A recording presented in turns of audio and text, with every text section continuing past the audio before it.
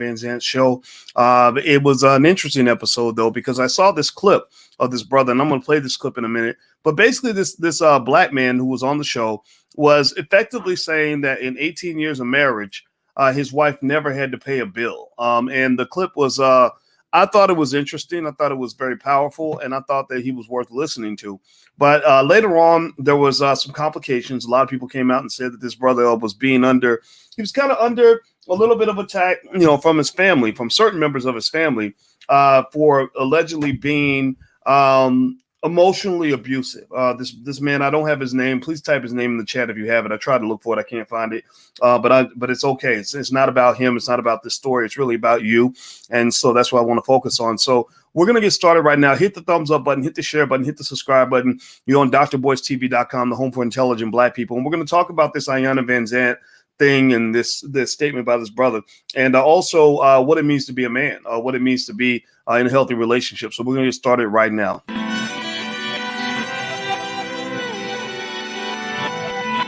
Here we are, clan the isms, cataclysm, great. Our people out here struggling, trying to make it in this state. Everybody out here doing it, but we the ones too late. Now family, we the ones who gotta delegate. Get that money in the power, never be fake. Stick to cosign for 3. What did he say? Create jobs, support our own. Educate the same and buy back your home. Got 3 degrees, triple 10. 3 PhDs, now we on the CNN. DBTV, let's talk about negligence. Ignorance is bliss, but we can turn it to intelligence. Believe none of what you hear, half of what you see. Let's break it down here on Dr. Boyce TV. Here we are.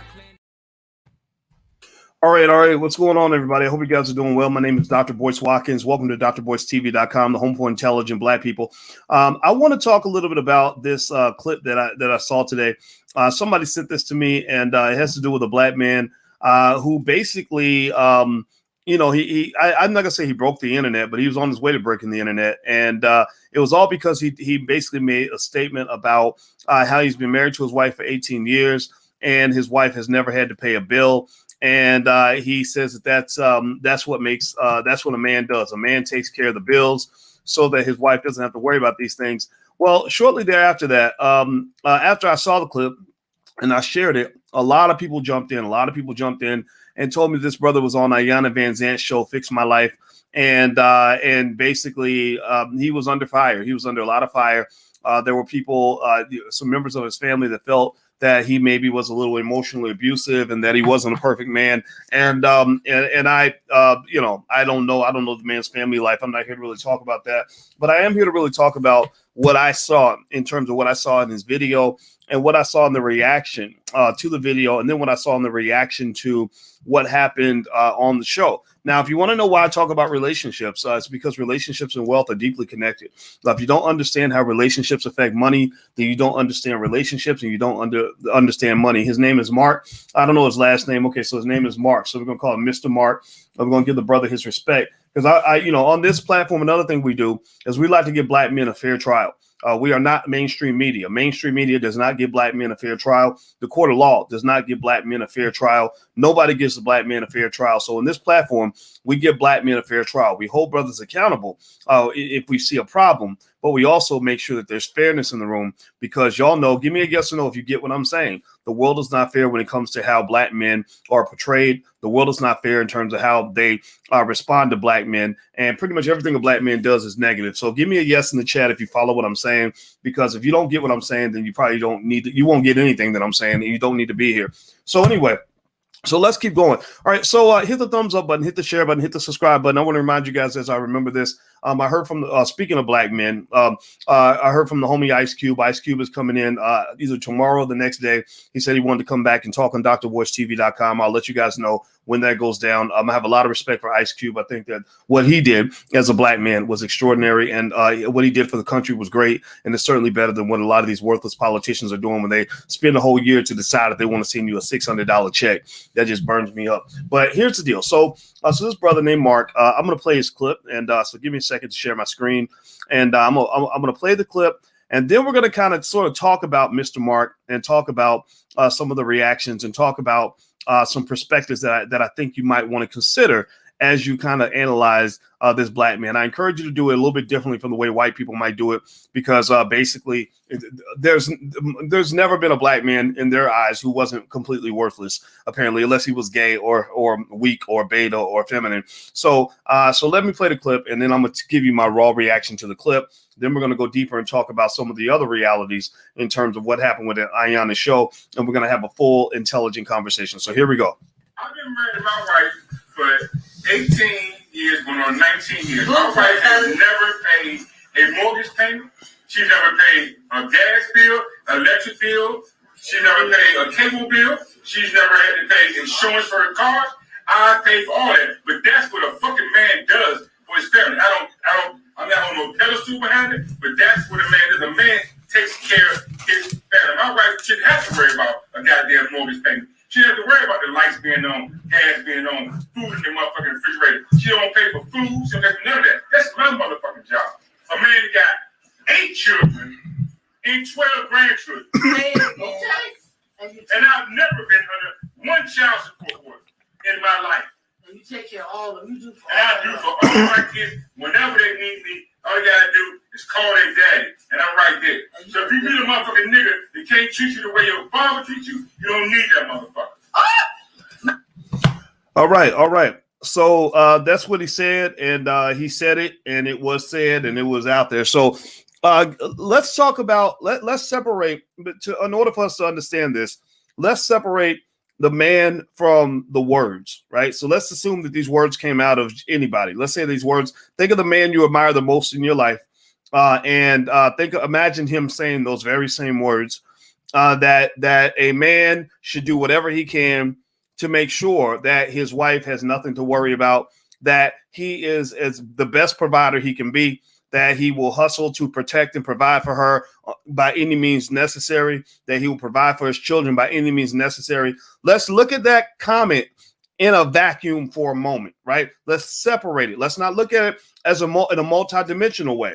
Multidimensional means you're going to think about who said it, or what other issues he might have, or whatever. Let's pretend like it came out of the most perfect person that you've ever met.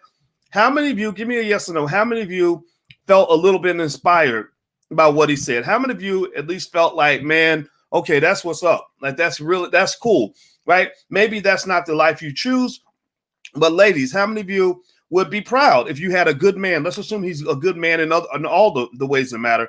How many of you would be proud if a man spoke that way? Like I'm gonna make sure my woman is good. I'm gonna make sure my woman is fine. I'm gonna make sure my kids are good. I'm out here. I'm gonna hustle for that. Right? How many men were inspired by that? How many of you brothers kind of looked at that and said, okay, I can relate to that, right? Give me a yes or no. Okay. All right. I see Christine says, yes, I'd be proud. Angela says inspired. Okay. Asha says I did. Okay. So here's the deal. All right. So I think it's important, if you're talking about what this brother said, to separate the message from the messenger, because what I saw online was a lot of people going into that Iyanla episode.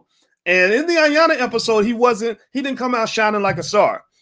It looked like there's some family issues going on. It looked like he had children that were mad at him. It looked like he had a wife that maybe had some issues with him, right? Now, she stayed married to him for 18 years. I don't know why, but whatever. That don't mean you can't have issues with him, right? Anybody who's been married for a long time knows that long marriages like that are a little bit of a mix between love and hate. You know, it's like if you've been in your body for 40, 50, 60 years, you got good bacteria and bad bacteria, but you're glad to still be alive, right? So a lot of marriages are like that. They're like your body. After about 30, 40, 50 years, you get some good bacteria and bad bacteria. And some people say, you know what, at least we made it, right? But then there's some people who say we needed to amputate. So I amputated the heart and the lungs out of the body because I needed to get rid of the bad bacteria. But unfortunately, sometimes you end up killing the whole body, right? That's the paradox of marriage.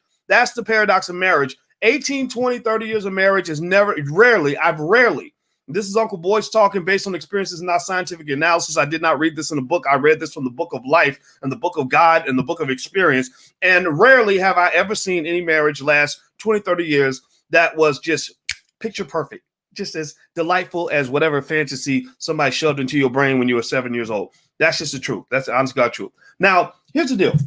Now, Angela, don't ask me about my teeth, because I went to the dentist today. I'm trying to have dental health. I'm a black man trying to do better. See, y'all can't beat up on brothers when we're trying to do better.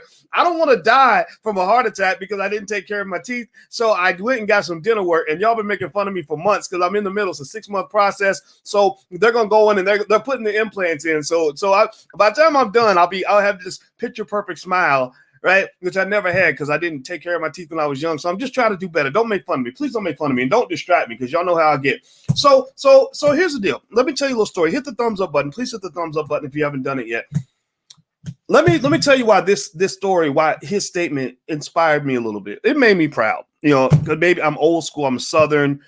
My daddy had a little bit of that in him. Very proud. My daddy was like, the reason I think T.I. is my favorite rapper is because my father was a lot like him, just like a proud Southern black man who took care of his family, who would kill you for his kids. Like, you mess with me or my sister, you're gonna come up missing. My father, I can say my father has actually killed people, and he's probably done things that he probably didn't tell anybody about either, right? So that was the culture I saw growing up. Some people will probably call that toxic masculinity, but I can also say that he and my mother were married for 46 years. And if you say any negative shit about my daddy, my mama might come kill you first. Just so you know, they ride together like that. That's what they've been doing for 46 years.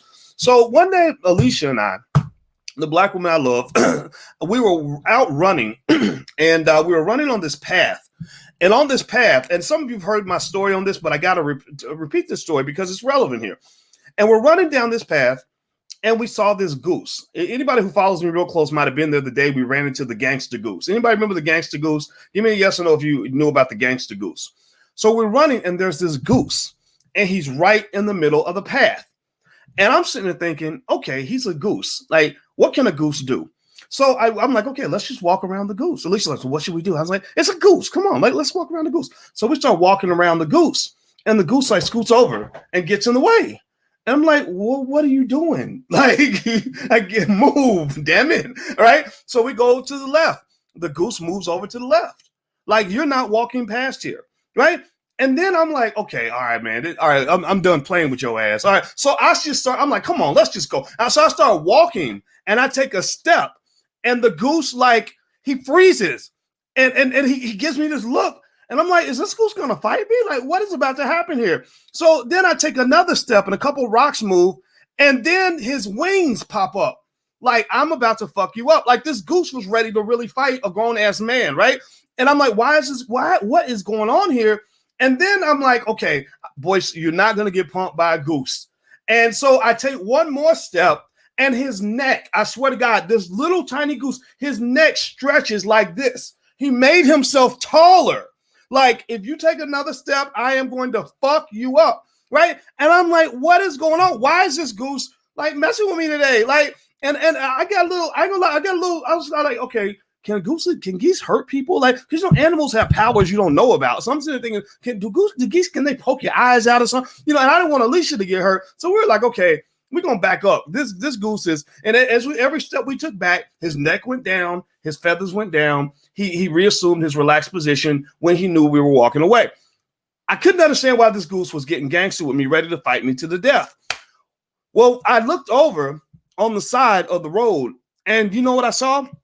I saw a little female goose who was sitting on some eggs and didn't have a care in the world. She didn't even know that her husband was about to throw down with a grown-ass man. Like, she didn't even know. She didn't even care. All she was thinking about was taking care of her babies and making sure that they're nice and warm so they can be hatched in a healthy fashion, right? And when I saw that, I said, you know what? I gave him props. I said, okay, I get it, brother. All right, man, I'm going to leave you alone. All right, you go protect your woman. I respect that. Right? Now, here's the thing. This goose, nobody ever taught him what it means to be a man. Like, no, he didn't go to school for that.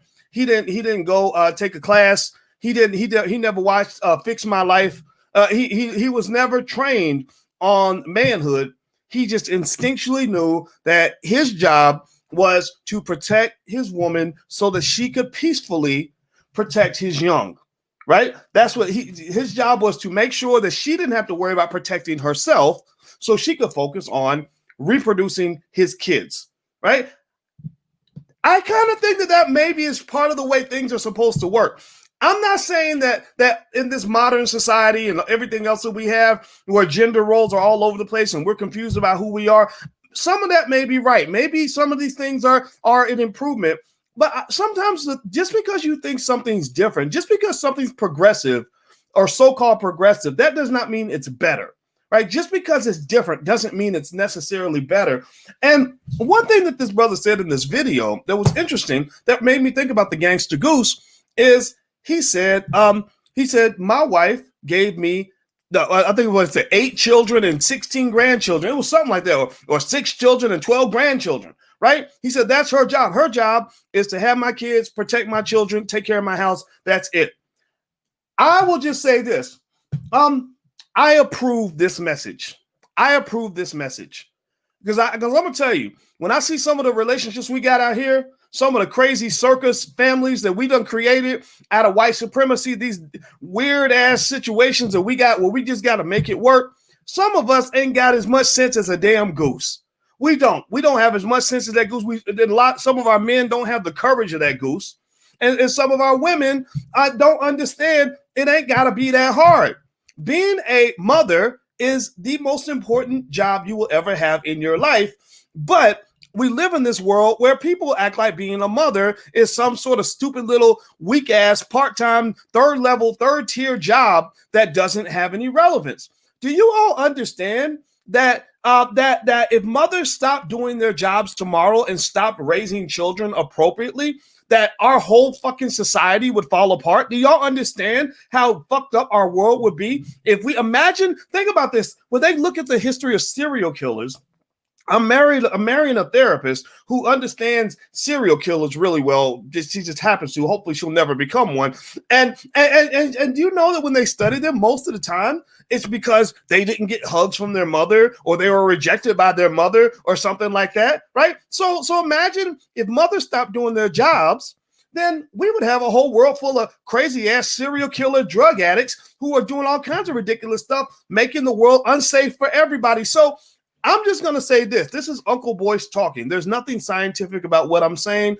I'm just going to tell you that I think that anybody who convinced us that being a mother is not an honor and a privilege and an important, very important job, the most important job of our society, if not one of the most important, is out of their damn mind. I think that they're wrong. I think that we're backward. I think that when people are like, oh, well, you know, you're going to have that baby, but you got another semester of college. So just abort the little damn thing. Just kill the little baby. But I don't want to kill my baby. Well, just do it, because finishing a semester of college so you can get a job at Applebee's or wherever, that's more important than actually raising a child. I'm not telling you what to do. I'm not here to tell anybody what to do. I'm just here to say that the world is stupid. The world is crazy. Or this idea that you're supposed to be raising 3 or 4 kids all by yourself and working a full-time job, leaving the house 13, 14 hours a day, where your kids are home running rampant, becoming hookers and killers and gangsters and thugs and all that because their mama ain't around. That's not the way it's supposed to be. That's just not the way it's supposed to be. And so I'm not here to tell you how your life is supposed to be. I'm just here to tell you that there are many, many ways to skin that cat.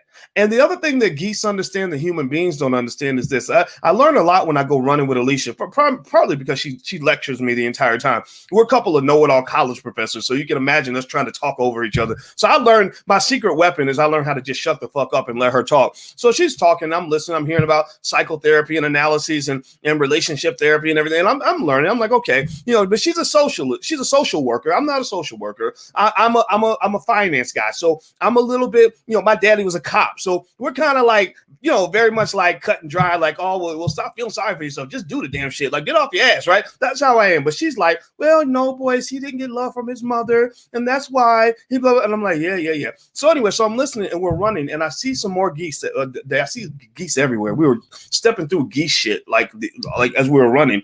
And it's really nasty. And so, but these geese, so I see these geese. And I never see the geese like by themselves most of the time, except for the gangster goose who was basically protecting his woman. We see them like in packs of like 100, right? The geese don't roll independently. They tend to roll in these big old groups. They're like gang affiliated. Like this one is like 100 of them. And here's the thing. Nobody taught geese to roll as gangs and to roll as cliques. Geese understand instinctually that you are stronger together, that you are stronger when you are a unit. Now, you might say, well, ask me, where are you going with this, boys? Why are you talking about geese so much? Well, so I'm going to tell you where I'm going. Well, when I see the geese getting together as a collective, I'm really seeing how human beings are best able to survive. I'm seeing family. I'm seeing unity, right? I'm seeing something, a lot of us don't have the sense of a goose. A lot of us, there are so many of us who have been taught that you're supposed to do everything by yourself, and you strong black woman, you don't need no man, and you can just go out here, build your business, just do it all alone or whatever. And the damn geese are like, that's stupid, man. You get things done better when you're together. You're more protected when you're together. That's what family's all about. Any community, any country where there's wealth, typically most of that wealth is family wealth. You are able to get more done when you are together as a unit, as a family. And this whole rugged individualism is crazy and stupid. It will stress the hell out of you. So the geese understand things that we as human beings don't get. And I like what this man said. If I separate the message from the messenger, because I don't know the messenger, all I know about the messenger is what Iyanla Vanzant told me. And I don't trust media when it comes to the black man. I'm sorry, I just don't. Right. And so without evaluating the messenger, I approve the message, not because I think that's the only way to survive, not because I think women should have to stay home. In fact, I'd be a hypocrite. My woman doesn't stay home. She has a great career. She's a full professor of social work who writes research papers and books and speaks and does all kinds of stuff. That she sees clients. She does all of that. But here's the funny thing. Here's the interesting thing, though. If she came downstairs one day and said, "Boyce, I want to have another baby, or I want to adopt a baby, and I want to stay home full time and focus all of my energy on making sure that we properly raise that child." Do you know what I would say? I would say, no problem. And I would be very proud to be able to say, no problem. Right? So I would just say this. There's a difference between women having to leave the children to go work because they want to, or women leaving the children to go work because they have to. And I think also you must ask yourself, are children better off when their mothers are spending more time with their boss than they are spending with their kids? This does not in any way attack or discredit those hardworking women out here that are kicking ass and taking names. We know what y'all doing. We know you're killing the game. But there are mothers that really are putting like crazy time into their children who are killing the game just as much as that mother who's sitting in the corporate boardroom or building that business or whatever. There's no sort of dismantling or somehow discounting one contribution over the other. And really, if you want my bias, I put my money on the mother, because you're planting seeds that are going to last many generations and beyond. If you're working hard for that white man on that job, he's going to replace you within a week after you die at your desk because you worked yourself into the ground. So I think balance is the answer here, right? Now let's talk a little bit about this brother a little bit more. Okay, first of all, hit the thumbs up button. Please hit the thumbs up, share, and subscribe button. This is drboycetv.com, the home for intelligent black people. Also, yourblackworldtv.com is a platform we have where we have all black conversations. So subscribe to yourblackworldtv.com. We're building black media. We really need your help in order to do that. Please hit the notification bell too. That notification bell is really important, so you'll get notified when we go live. Because I want to elevate this conversation. I don't want to get into the gossip of what this man does or does not do, but I think it's important to have a holistic conversation. This is Uncle Boyce talking. This ain't even Dr. Boyce. But I think family and wealth are deeply related. Relationships and wealth are deeply related. So it's important to understand both so you can achieve your goals. E40 had this great song that I played it on my Instagram, and it was called Mob. And one thing he said is something about it's about building relationships, right? He's talking about rapping, he's real super creative, right? And he's basically talking about making money. It's about relationships. So relationships are very important. That's why I talk about relationships, because if you want to have money, you got to have good relationships. So here's the thing. If you assume that this man is not a perfect father, right? Then, first of all, let's just stop there.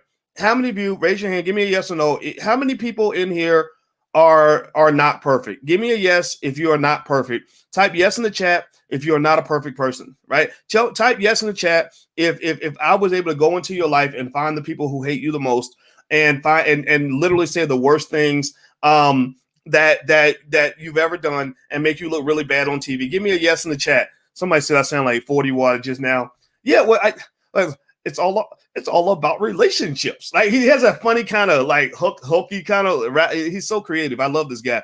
But anyway, so okay, and Spice One actually out of the Bay Area is one of my favorite rappers of all time. So this is like super exciting, like just meeting like some of these people that I just admire so much as artists. The music, there's another conversation to have about the music, but you know they're doing their thing, and I respect that. Okay, so he's not a perfect man, maybe even more imperfect than some of us. I became deeply concerned when I saw his, several members of his family confronting him about things that he did that were less than perfect. So I think that at the very least we can agree on this, and I think that this is true. If you listen to the man's clip, and I'm gonna play the clip again one more time so we can hear it, he doesn't say that the only requirement for being a man is to be a provider. He doesn't say that being a provider guarantees that you're a man. It sounded to me like he was saying that being a man, one of the main conditions of manhood is providing and protecting, right? That doesn't mean, so there may be a list of 5 things required to be a good man for your woman. It depends on the relationship. Every relationship specifically negotiates its gender roles, in my opinion. I think every relationship, you got to communicate so you can each understand each other, and you decide, okay, I'm going to do this, you're going to do that, right? So I don't think there's any sort of one size fits all. But if you watch his clip again, and I'm going to play it again, I don't think he said that this makes me a perfect man or that this is all that a man needs to do. I think he was basically saying that his source of pride, the area where he's getting it right, is that he's providing for his woman. So let me play this clip again so we can kind of hear his words, so we can kind of decipher what the brother said. Because I told you, black men get a fair trial on this platform. We're not going to let them off the hook, but we are going to be fair. So let's play the clip again. Here we go. For 18 years, going on 19 years, my wife has never paid a mortgage payment. She never paid a gas bill, electric bill. She never paid a cable bill. She's never had to pay insurance for her car. I pay for all that, but that's what a fucking man does for his family. I'm not on no pedestal behind it, but that's what a man is. A man takes care of his family. My wife shouldn't have to worry about a goddamn mortgage payment. She doesn't have to worry about the lights being on, gas being on, food in the motherfucking refrigerator. She don't pay for food. She don't pay for none of that. That's my motherfucking job. A man got 8 children and 12 grandchildren. Say it again. Okay. And I've never been under one child support order in my life. And you take care of all of them. You do for and I do for all my kids whenever they need me. All you gotta do is call their daddy, and I'm right there. So if you need a motherfucking nigga that can't treat you the way your father treats you, you don't need that motherfucker. Okay, so let me just tell you a couple. Let me tell you a couple things I observed in this clip. First of all, I don't care what Iyanla says. This man's whole family does not hate him. I know they paint it out like this. They, when they go after a black man, unfortunately, sometimes it ends up looking like another episode of Surviving R. Kelly. Where they have 10,000 people that know you, but they'll pick the 5 people who hate you the most and literally make it seem like the whole world hates you because those 5 people hate you, right? You know what I'm talking about, right? And that to me is a problem because I want to see a balanced perspective, right? So if I was really to find out where we can help this man become a better man, assuming that that's what the family wants to do, it wouldn't be a matter of me only listening to the people who are pissed at him at that moment, right? Or if you are pissed at him, I would say, okay, tell me 3 things he doesn't do well, and then tell me 3 things he does do well, right? You can tell from this clip that his whole family doesn't hate him because there's somebody in the background saying, that's my daddy, or I'm proud of you, or way to go, or say it again, right? Did y'all catch that? Did y'all hear that? He had relatives cheering for him and saying, that's right. We are so proud of the fact that we got this father who goes extra hard to make sure his family's provided for. Just because he is assuming that this is true, we don't know what he does as a provider, but just because he's not perfect over here, that does not mean that he can't be proud of what he's accomplished over there. Right? Like imagine if you went to school and you made an A in one class and a D in the other, and somebody said, well, you get a D for all your classes because you got a D over here. That's what they do to the black man. A black man, in many cases, will do 5 things really right, really well, and 1 thing wrong. And then they'll say, well, you did 6 things wrong. You did 6. It's like, no, I did 5 things right and 1 thing wrong, motherfucker. Fuck you and stop that shit. This is ridiculous. And it goes back. You saw that same sort of crazy venom back in the political arena. When everybody wants to forgive Joe Biden for killing and incarcerating black men for a living, hundreds of thousands of black men go to prison because of Joe Biden. It's like, oh, well, he's changed. We can forgive and forget. But then Ice Cube comes along and says, we should do something for black people. Oh, that raggedy nigga, what's wrong with you? Sit down and rap. Shut up and rap. Nigga, what's wrong? Are you crazy? What is wrong with you? Seriously, what is wrong with you? Like at least have some damn balance. You ain't got to agree with what he was trying to do, but at least show that respect and say, thank you, black man, for trying to get out here and doing your best to support the community. We appreciate that. I don't agree with you, but I support you, right? And thank God a majority of people get that message. Thank God that there are people who get it, but there are some people who are in a toxic mind frame. They don't know how to do anything other but incarcerate a black man. They don't know how to do anything other than string a black man up in the street by his testicles and tar and feather him and burn him at the stake. Right? You're doing your best to destroy the power and reputation of the people that some of whom may not be perfect, may have flaws, but they're trying to help. They're trying to protect. All he's saying is, I'm proud of the fact that I take care of my woman. She ain't never had to pay a bill. He's also saying that real men should be doing that. He's challenging black men to do better. He's saying to those wimpy ass black men, you know, those guys that 35 years old sitting in their mama's basement in their drawer smoking weed and playing Xbox all day. He's saying, get up off your ass and do your best. Try, take care of your family. That's what he's saying. Good. Okay, can we at least clap for that? Right? He's saying to his daughters, he's saying that if a man does not treat you as well as your father, at least in the provider category, right, then that's not a man that's worthy of you. And I'm sitting here like, okay, I agree with that. I agree with that. My kids call me. They ask me for stuff. I like coming through for them. And when I hear about you hanging out with some guy who wants to have a baby with you, but can't come through for you, that makes me want to find him and kick him in his nuts because he's clearly not a man. But it also makes me mad at you to say, why would you sleep with him? What is wrong with you? Right? What kind of decision was that? Right? So I personally think that this is all overblown. I hate it when people send me this clip like, well, that this guy, he's blah, blah, blah, blah, blah. No, she's cool, I guess. I've never met Iyanla. Dr. Steve Perry, good friend of mine. I love Steve Perry. Very smart man. I'm sure Steve helped the situation. But in those scenarios, what I think that here's what I'm really getting at is that sometimes when we are overly critical and we work too hard to undermine a man because he's not perfect, you end up throwing the baby out with the bathwater. You take a black man who might need some guidance on how he can do things even better than before, and you destroy him. You eliminate his relevance to the family. You say, well, he's toxic masculinity. She shouldn't stay married to him. He's a terrible person. Look at him. Well, I bet you there are probably some good things that his children experience from knowing that they could grow up in a household where their parents stayed married for 18 years. And I can say this. I grew up. My daddy is my daddy, if he was 18 years old today, he'd probably be a gangster rap or something. He'd be like, when he's 21 Savage or something, because he was all into all kinds of stuff back in the day. So he wasn't a perfect man. And I'm sure some feminists would have told my mother that she'd be better off leaving him. But let me just tell you a little secret. We as children really appreciated the idea that we could come home and know that one of our parents wouldn't be missing that day because they got into a fight and decided to divorce each other.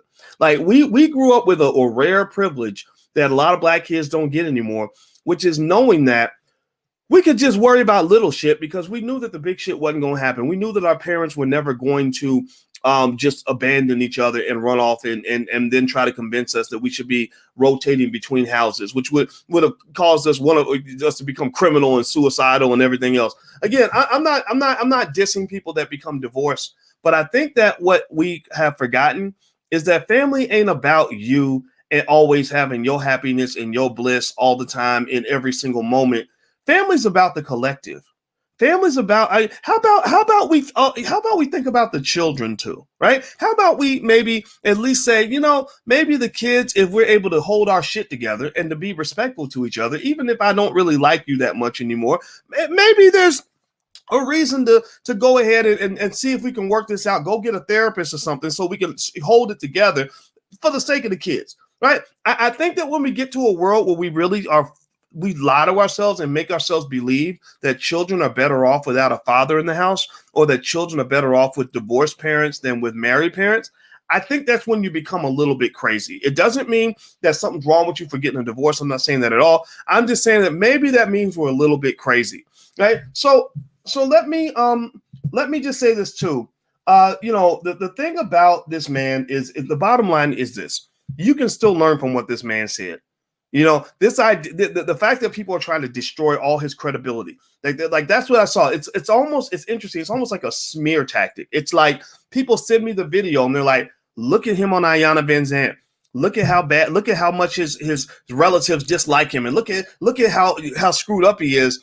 And so it's almost like I'm like, okay, so you're telling me that because he's not perfect, that what he said is not relevant, that literally anything he does from this point on is going to be considered evil. He could buy an ice cream cone for a 5-year-old, and that would be an evil ice cream cone. Like people don't have the ability to discern, to understand that ain't none of y'all motherfuckers perfect. I'm sorry, including Iyanla Vanzant. Iyanla Vanzant got her own shit. Did anybody ever read about her divorce and her messed up relationships where she had to go explain her shit to the world? I'm not dissing Iyanla at all. I'm not saying Iyanla is extraordinarily screwed up. I'm just saying that she ain't perfect, right? And neither is he. And maybe these imperfect people can each give each other advice because we stopped listening to black men. Some families have, and you agree with me, actually. Even if you disagree, you agree with me, because nobody can tell me that it's fun to be a single mother with 3 kids struggling to pay the rent, where you're spending more time with your white ass boss than you're spending with your own damn offspring.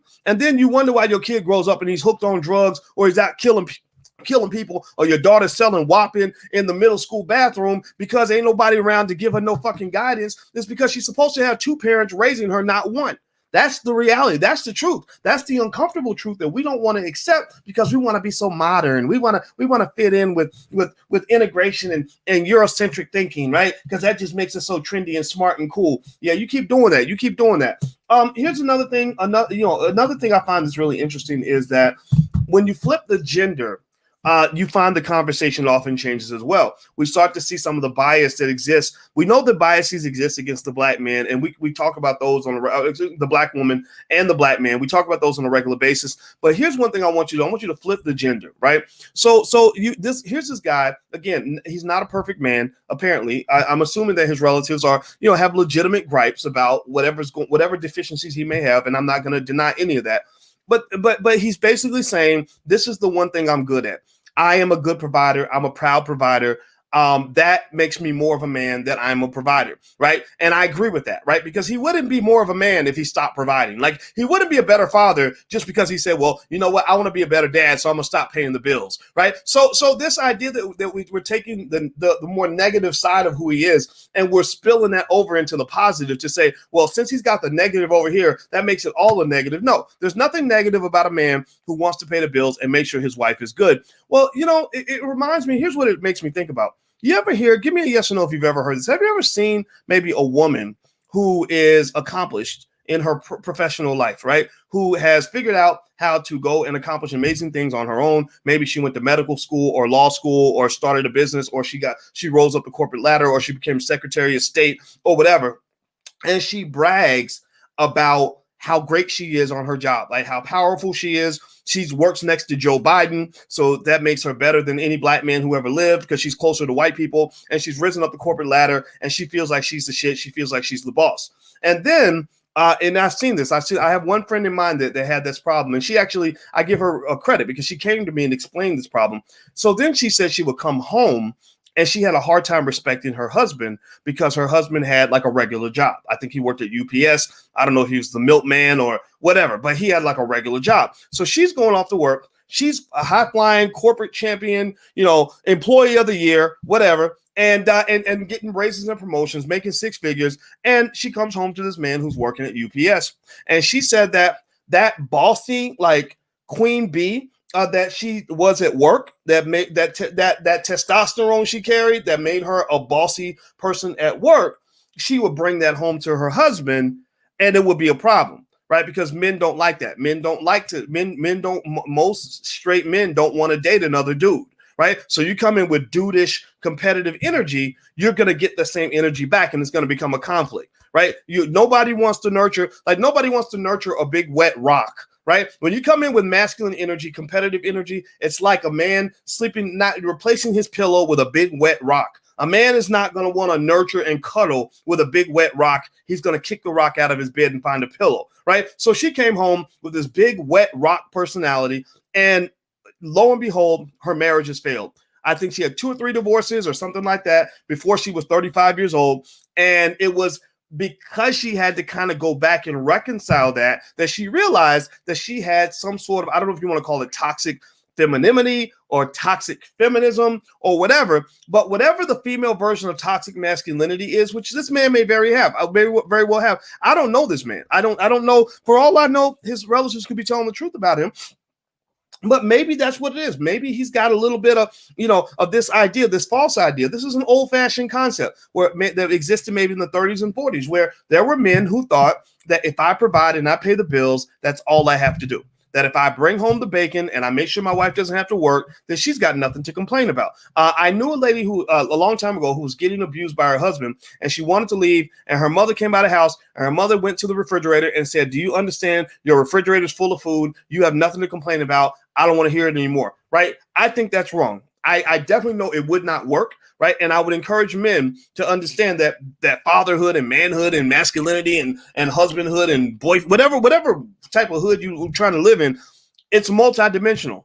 Right. It can't just come down to bringing home the bacon. But here's the thing. There's a concept in mathematics called a necessary condition versus a sufficient condition. A sufficient condition means that it gets you to the finish line. Sufficient means it's sufficient for you to achieve your goal. Right. Necessary means that you have to do it, but it's not sufficient. You have to do it, but it's not going to get you to the finish line. Right. So, for example, it's necessary. In order to be married for 50 years, it's necessary to stay married for at least 2 years. But it's not sufficient. 2 years is not the same as 50 years. So I think that what he's saying is this. He's saying that a necessary condition of manhood, you pay attention now, stay with me on this, that a necessary condition of manhood is to be a good provider. That if you cannot provide, meaning that if your woman is struggling financially and you're not doing your absolute best on every level to try to fill that void, then in his mind, you haven't come through as a man, or at the very least, you're less of a man. I definitely think if she's got your children and you're not doing what you can to provide for those children, then I'm going to question that manhood. Although we know that there are some situations where it's almost impossible to get access to resources or whatever, but still, women tend to be attracted to men who can provide more, and there's a reason for that. It goes back 100,000 years. You're not going to change that no matter how much of a feminist you want to be. Women are going to be attracted to men who can provide, especially when resources are necessary. So I don't think that what this man said was necessarily problematic. I think what he said in the video was great, actually. I love what he said in the video. I think that what we have to do is realize that when people are attacking him for standing up and beating his chest and saying, "I'm a man and I'm proud of it," that you are maybe inadvertently taking away the best parts of black male competitive nature, right? Men tend to be at their best when they're strong, when they're competing. And the same way a man has the power to make a woman feel beautiful, or a man has the power to make a woman feel loved, right? A woman has the power to make to make a man feel strong. A woman has the power to make a man be at his best. So if you're beating him down and constantly telling him what he's doing wrong, then he's not going to be at his best. He's either going to shrink into this little ball of a bitch that you're turning him into, or he's just going to fucking leave. He's going to walk away. He's going to say, "You know what? I'm out. There's too much criticism. I'm constantly being beaten up on. This is verbal abuse. I'm leaving." Right. So remember this. I think it's important to understand this. People don't accept this, and people don't talk about this much. They don't talk about this much in mainstream media because they hate the black man. I'm convinced. I'm absolutely convinced of that. They hate the straight black man. The straight black man is kind of public enemy number one. for logical reasons, because the straight black man is one of your keys to overcoming white supremacy. Because when strong ass men, like say Ice Cube types, step into that bitch and start negotiating, playing hardball with these white boys, they get real nervous because they don't know what to do with that. So just know the straight black man will always be the enemy. He will always be public enemy number one. Their goal is to hunt and kill, seek and destroy. That's why Joe Biden built all those prisons, because they didn't want a Boyce Watkins to make it to the year 2020. There's another Boyce Watkins twin. There's probably 3,000 of me locked up in the penitentiary right now because they got caught in the mousetrap. So let's just be clear, that's a real thing. But in this space where we actually love our black men and want to see our black men at their best, assuming that they're not engaged in toxic behavior or harmful behavior or seeking to harm others and seeking to use their power to provide and protect, I'm going to tell you this. This is just me. Maybe I'm biased on this, but I believe that the secret to the black community's rise over white supremacy is going to come from the straight black male. It's not going to come from the gay guys. No disrespect. If you're gay, you're welcome to be here. LGBT, no problem. I'm not going to put the flag up, the rainbow flag. We don't do that. No disrespect, but I don't hate you. I promise you, I don't hate you. But it's not going to come from that community. It's not going to come from the beta males. It's going to come from the men who are not afraid to be alphas, right? And what I saw with this man was I saw alpha energy. I saw leadership. I saw pride. Sure, it may come off a little bit cocky. He's doing a little bit of a King Kong thing, right? But go to the woods. Go watch animals. And gorillas walk up there and they beat their chest and they tell you where the territory is at, and they're like, I got this. You come. That gangster goose, when his neck stretched out to the point where he was 6 feet tall or 5 feet tall, like that was toxic masculinity, if you want to call it that. That was him thumping his chest. That's what men do. That's what we do. Right. And I think men, this is my advice for the men. If you have that in you, then let that shit out. Let that shit out. I go back to Powernomics all the time. There's Dr. Claude Anderson who wrote this book. He's a man's man. He ain't no little punk. He ain't no wimp. You can't intimidate him. When he came out to the internet, people are talking crazy and saying this and saying that, and he handled it like a soldier. He's a Marine. He doesn't let you talk. You can't just chatty patty him into submission. He doesn't fall for that stuff. And one of the things he talks about with power is that in Powernomics, he says that power is the ability to pursue your agenda despite the opposition of others.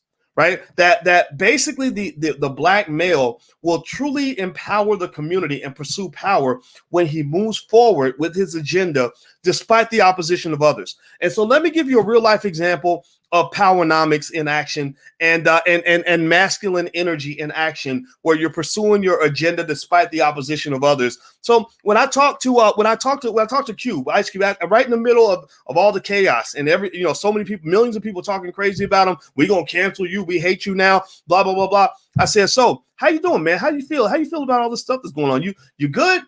He's like, man, I don't care. Like literally, he did not care. Literally, and I said, okay, that's my guy, right? He's not pretending. Like he really is serious about this, right? Because at the end of the day, that's what you're seeing in a lot of media. People will always use media and propaganda to do everything they can to destroy the image of the black man in America. I personally think this is where this is where I get passionate, because I told you, I love black folks. I want to see black people win. I want to see black families win. I want to see black women win, but I don't want to see women having to run out there with the sword and the shield because the men are sitting in the back. I don't want to see that. We ain't supposed to be in the back baking cookies with an apron on, sitting there like little punks. We are not women. Men and women are not the same. Men and women have different energy. And in our household, there's complete freedom and complete room for my wife to be whatever kind of woman she wants to be. But one thing she can never be, she will never be allowed to be in my house, in my spaces. You will never be the man. You will never be the man. You will always be the woman. I'm going to be the man. But there's power in both. There is power in both. Felicia Rashad, one time I met Tempest Bledsoe, who played Vanessa on The Cosby Show. She has been in a long-term relationship with my brother. He played Ron from a different world. Daryl Bell. Love Daryl Bell. So smart, such a smart guy. Tempest once told me a story about Felicia Rashad, and in real life, Felicia is as wise as she is on TV. That's what I'm gathering. I've never met her in person. But one thing she said is that a lot of times women lose an understanding of all the power you have in being a feminine woman. And her analogy was the chessboard. Apparently on the chessboard, I'm not an expert on chess, but the king can't really do anything without the queen's permission. The queen actually has the power on the chessboard. And the king is important, right? But the queen really can kind of make certain moves that the king can't make. So if the queen spends all her time trying to be a king, she's given up the power of being a queen, right? So I'm a believer in the power of the queen, and I think that because in America we are listening to these crazy Europeans who are determined to occupy your mind and to control you and to make you just as dysfunctional as they are. They made you forget who you are. And so I just say this. I'll end on this note. I heard what this black man said. I think that his comment was absolutely awesome. I love the idea of a man taking pride in the fact that his woman could sit back and raise the kids and not have to worry about bills. That inspires me. That inspires me a whole lot more than seeing a man back up and sit in the fold and sit in his wife's kangaroo pouch like he's a little child. I'm not interested in that. I think that black men should roar a little bit. I think that black men should be proud of who we are. I also think the black man in America needs to carve his own path. I think the black man in America is too big. You're too strong. Your shadow is too great for you to sit in the shadow of a lesser man. And I think in America, they've tried to constrain you because I think that they feel like they're lesser men. They know this. They know that what I'm saying is true. And that's why they sought to kill you first. So just know that if you are if you're just a stupid thug or if you're a wimp or whatever, like they're not going to really fear you. But if you are an intelligent man or a strong man and a capable man and a hardworking man and an ambitious man and an assertive man, just know you're going to be public enemy number one for most of your life. Just know that they're never going to make it easy for you. Just know that you getting ahead in America is just as going to be as hard as it was for LeBron trying to get a championship. Nobody ever gave LeBron James a championship. LeBron had to go fight for that, right? The only thing you get easy is the cheap stuff. The only thing they give you that's easy is the free stuff. The stuff that they give away is the stuff that they don't actually want. If you're going for the prize that they actually value, then you're going to have to fight for that. And you're going to have to fight without spending too much time worrying about what people think. Okay, are we on the same page? Give me a yes or no if you get what I'm saying. I know I went a little bit out of pocket today, but I can't hide. This is something I'm very passionate about, and because I believe that the black male, the strong black men in the community, the smart, strategic men, the assertive men, the ambitious men, hold the keys to black people overcoming white supremacy. So everybody type the word power in the chat so we can end on a good note. Type power in the chat if you get what I'm saying. And I'm going to get on out of here, guys. Hit the thumbs up button, hit the share button, hit the subscribe button. And also for black men, we do have a resource for brothers. If you want to go to the blackbosschannel.com, that's where black men gather and have black male conversations without interference from anybody. They can talk about whatever they want, however they want. And the conversations are really interesting. So those who want to hear from black men can go subscribe. Those who are black men should definitely subscribe. So it's the blackbosschannel.com. There's a URL on the screen. I'm out of here, guys. Have a good day. Thanks for listening. I'll see you soon. Peace.